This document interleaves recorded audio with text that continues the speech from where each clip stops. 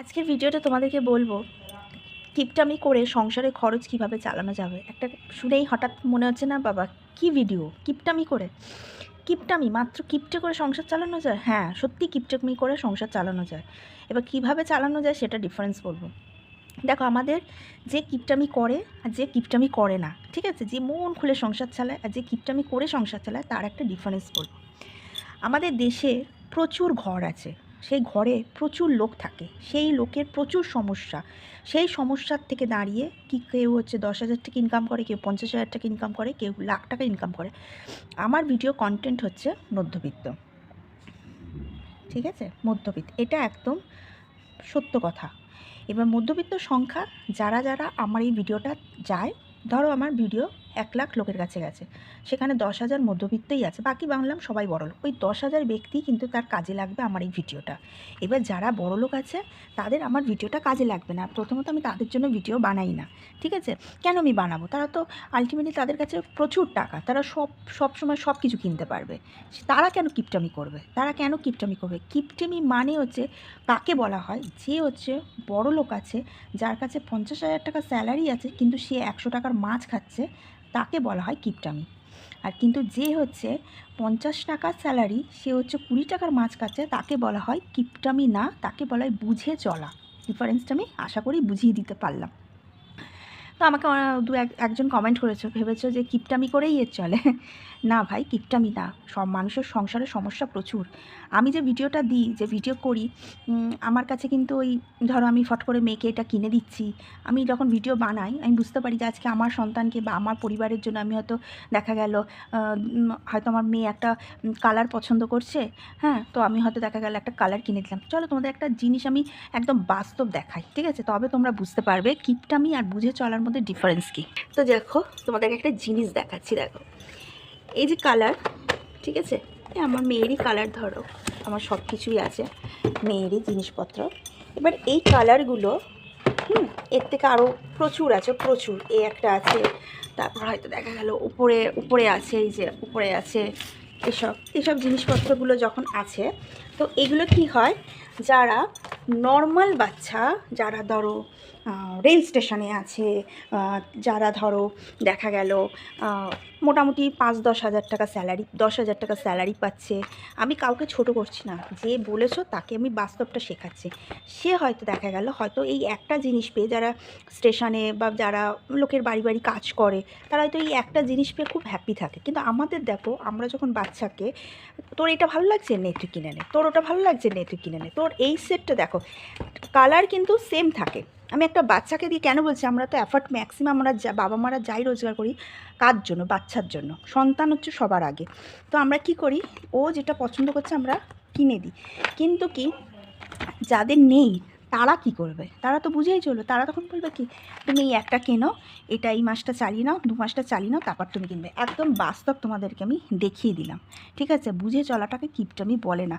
আর আমি যে ভিডিওটা বানাই সেটা বুঝে চলারই ভিডিও বানাই। আমি কাউকে বলি না যে কিপটামি করে চলো।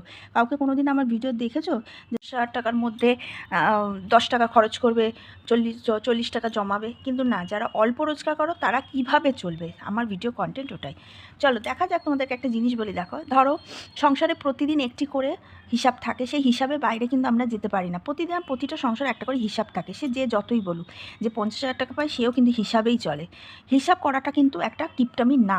ধরো 50,000 টাকা সে স্যালারি পাচ্ছে, সে তার স্কুল হচ্ছে 4,000 টাকা সে বাচ্চাকে দিতে পারছে, 2,000 টাকা পুলকার গাড়ি দিতে পারছে, 2,000 টাকা টিউশন ফিস দিতে পারছে, খাওয়া খরচ ডেলি সে 500 টাকা রাখছে, 30 দিন তার 15,000 টাকা খরচা হচ্ছে খাওয়া খরচ, মানে কাঁচা বাজার যাকে বলে, মাছ মাংস, সে ডেলি 500 টাকার বাজার করছে, সবজি, ভালো ভালো দামি দামি মাছে, পাবদা মাছ, তারপর তোমার শোল মাছ, ট্যাংরা মাছ, আর মাছ, বিভিন্ন রকম যে দামি দামি ইলিশ মাছ সে খেতে পারে। সে 50,000 টাকা রোজগার করছে, সে খেতে পারে। মাসকাবারি বাজার সে 6,000 টাকা আনতে পারে, ইলেকট্রিক সে 4,000 টাকা দিতে পারে, মানে উইথ এসি, ঠিক আছে। এসি ছাড়া তো বেফালতু শীতকালে কারোরই হচ্ছে বিল অত আসে না, ঠিক আছে। এসি চলে, ওয়াশিং মেশিন চলে, মাইক্রোওভেন চলে, ইন্ডাকশান ওভেন চলে, আয়রন চলে, সমস্ত কিছু নিয়ে আমি মাসে ধরলাম 4,000 টাকা। গ্যাসে 900 টাকা বেসিক, কেন ফোন নেই, বাইরে ঘোরা নেই, ফেরা নেই, কিচ্ছু নেই, শুধু 1 1 2 3 4 5 5টা জিনিস আইটেম তার চলে যাচ্ছে 27,900 টাকা।